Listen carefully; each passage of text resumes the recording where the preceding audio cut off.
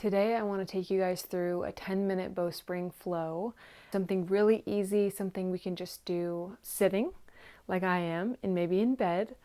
I'm actually 5 weeks postpartum with my second boy, so I don't know about you guys, but I've been spending a lot of time propped up on pillows, leaning back with my baby on my chest, and I feel like that is a very restful position, but it's not one that makes for a very open posture or facilitates that, so I've definitely felt very closed and tight. So we want to open that back up. And I've also been recovering not only from birth and labor, but also from a really tough pregnancy where I did Bowspring most of my pregnancy, but towards the end I didn't do anything because I actually had a blood clot in my leg and I was basically on bed rest. I'm so excited to be getting back into it and to start with Bow. So let's just get comfortable. Let's do cross-legged, and we will start with just taking 3 deep breaths.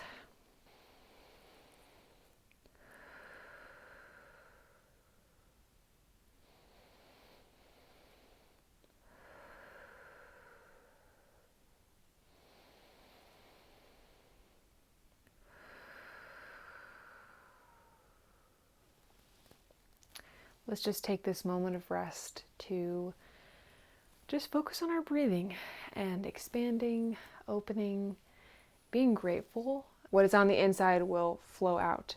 So in order to hold the space that we are creating, we need to have a heart of gratitude. And especially during this postpartum period, I feel like sometimes it can be really hard to have joy. Hopefully, just a moment of grounding, a moment of breathing, and then at the end, I'm just gonna take us through a little meditation. So let's start with our rib cage. Let's fill the sides first, our bottom side ribs, with the breath in. That can really help us visualize and feel our ribs expanding. So on the breath in,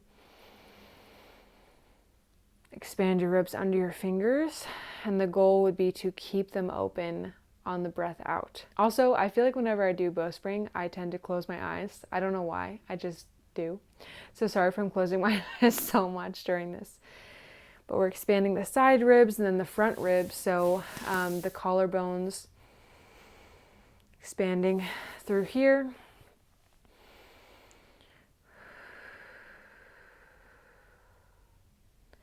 And then the last one is the back ribs. So Bowspring is different in that it expands all sides of the ribs at the same time, whereas a lot of other exercises and stretches will close off one side while you're opening the other. But the goal is to have all sides expanded, so bottom, front, and back. If we can imagine these bones in the back just separating, filling them with air, creating space to breathe. Just fill your ribs. And then the shoulders actually start to go apart. And then we're going to move to our hands next. So we're going to do what's called seed hands. You can actually just take a moment to massage the palms. Just creating a hollow right here in the bottom of your palm. And we're actually going to squeeze that together. It's okay if you don't feel it. It actually takes a lot of practice. So we're going to squeeze our palms, seed hands. Our fingers are actually relaxed. And then we're going to go to horizon arms. So full rib cage, horizon arms, pushing out our seeds like towards the wall for me. Just pushing them out, and our shoulders will push out to and apart. So just creating that space, creating the space in the rib cage. Make sure you're breathing through it. And we can actually kind of pump the hands a little bit to create that tension, almost like you're pushing down on something to make yourself taller, actually. Still pushing towards and then pushing away, so we can kind of flap the wings right here. So next will be roots, and that's just our feet, our legs, our hips. Our feet actually will mirror our hands. We're going to be squeezing but also relaxing our toes. In Bowspring we call the feet paw. So that will just be grounding, and you can actually kind of push your feet into the earth. Keeping the ribs expanded. I'm actually starting to get a little hot, and this is how you know you're doing it right, when all points are activated. So since we're sitting cross-legged, we can actually just take a moment and lift our glutes up and away. So just take the glutes and just lift them up so that they're back. We're just moving the fascia back. And then we can kind of reconnect with the algorithm. Rib cage, hands, seed hands squeezing, hands pushing away, fingers relaxed. Breathing. And then also your paws squeezing. So there's a lot to remember, and it's okay if you lose one while you're squeezing the other. And see, already I'm getting the urge to sway and move, because that's what I feel like. I feel like Bo also does that for me. My body wants to just create space while I'm doing it. The visual here is pulling the top part of our body away from the bottom part of our body. So I know we're sitting cross-legged, but we can still do this. We can still feel the bed or the ground beneath us, and then be lifting up and pulling up with our head, lifting up with our crown. Seed hands pushing, shoulders apart and forward. And our belly is bowing. So we're not bowing though by just spilling out and not creating tone. We're holding this space. We're strong. And our belly is long, and we're breathing.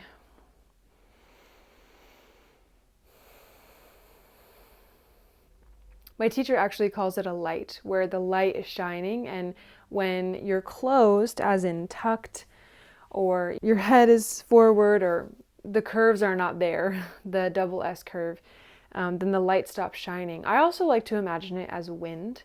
I just love wind. I don't know why, but I love imagining wind kind of flowing through my body, or breath, really, wind, breath.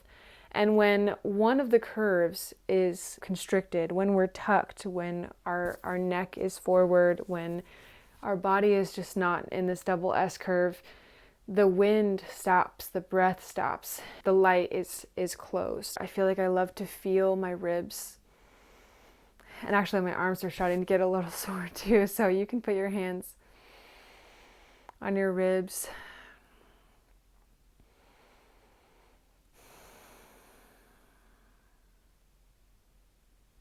Let's go back to seed hands. Pushing out, ribs full, paws squeezing, head lifting. And then we'll just kind of arc from here, arc over. So we're lifting up and over. I'm actually really stiff, so this feels super good. But we're not just, collapsing like this. We're lifting up and over, and you can kind of even help your ribs get there by arcing up and over.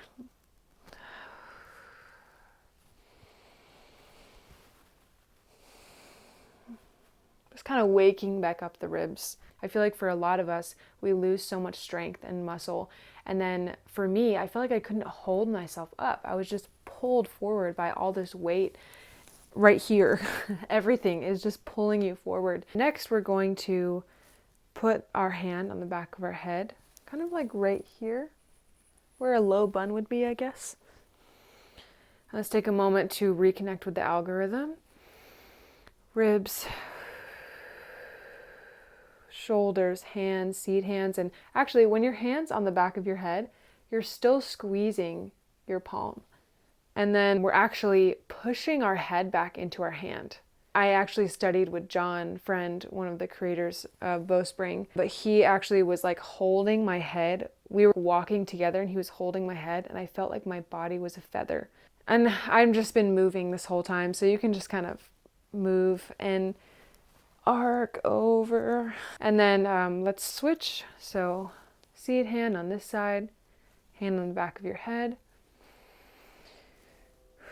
Take a moment, reconnect heart, so ribs expanded, grounding into the earth while lifting up, and your head, your crown is pushing back into your hand.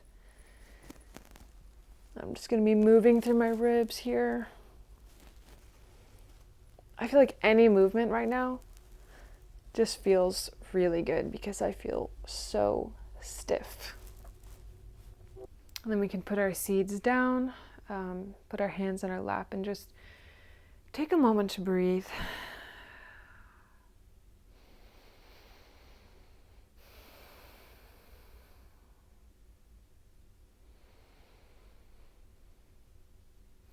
Also, if you've never practiced Bowspring before and you didn't really feel much, I was actually like starting to sweat just doing this. And that's from activating all points of the algorithm. So if you didn't feel much, which I was there in the beginning, I was like, wow, this is so easy.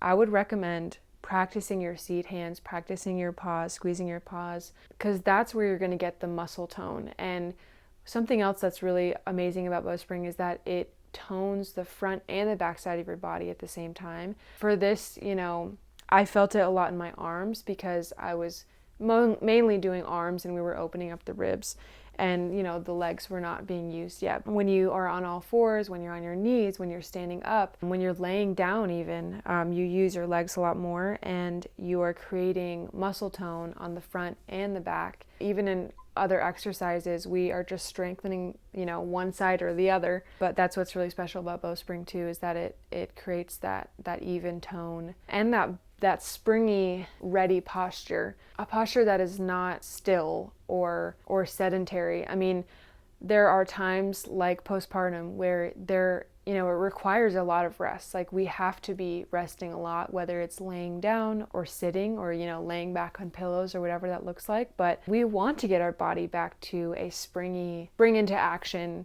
posture. And I feel like even already just putting myself in this bow position, I actually feel better mentally. I feel like happier and lighter. It also might bring up a lot for you. I have had so many practices where a lot of crap comes up, like emotion, sadness, anger. So let's just close out by doing a little meditation. I just want to speak a few words over you in this season. Postpartum is such a time of ups and downs. I feel like you can be so happy and crying with happiness one moment and just crying with despair the next. Let's just feel the double S curve and the wind or the light going through our body.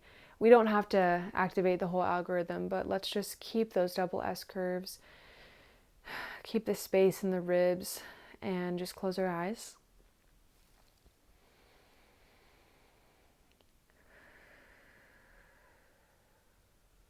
I am grateful. I am grateful for my body and the ways that it has created life within me, the miracle that it has produced. I am grateful for my baby who I can love and cherish so much. I am peaceful. I am peaceful amid the chaos of emotions and hormones and dysregulated children and crying children. Whatever happens, I am grounded. I have a foundation. I will be calm even when all around me is blown by the wind. I will stay peaceful. I have the ability to smile. I have the ability to see the bright side of things. I have the ability to see the positives even among the negatives. I will remember that just as I care for my baby so tenderly, just as I come to them in their every need, their every cry, my Father cares lovingly for me that same way. Just as we see and respond to our baby, so God sees and responds to us. God looks at us and loves us even more.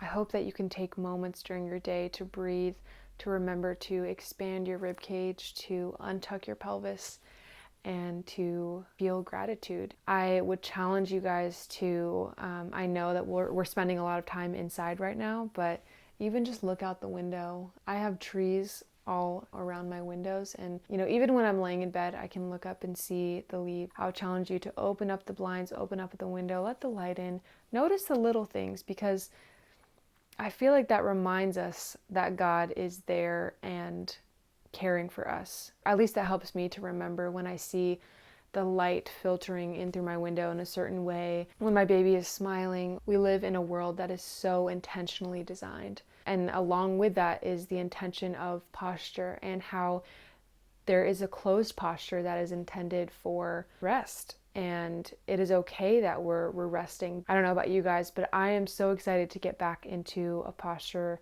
that is active, and I'm so excited to build up strength again. Just feel ready in my body and my mind to take on life. Postpartum can feel really hard, and I want to take a moment to validate you and me as we are going through this time where our hormones are just going crazy. We have no sleep. We're just caring for this baby 24/7. Our body is sustaining this life as it did in the womb, but now we're still sustaining it, among other things, among other children, among other responsibilities. So I just hope that you have enjoyed this moment of rest, connection with your body and your breath, and I hope to see you again soon.